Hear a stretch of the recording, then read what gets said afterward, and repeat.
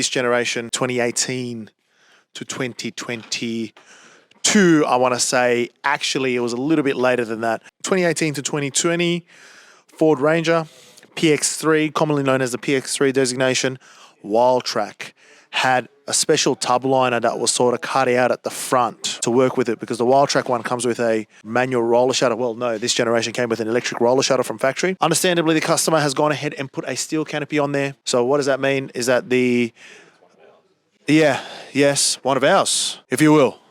I didn't even know. Steel canopies, mate. Unbelievable. You know? One of our steel canopies on there. Look at that. Lovely fit and finish, of course, as always, as usual. Customer put it together. Look at that. He's done a great job about it. Following the videos that we've put together. So anyway, I digress.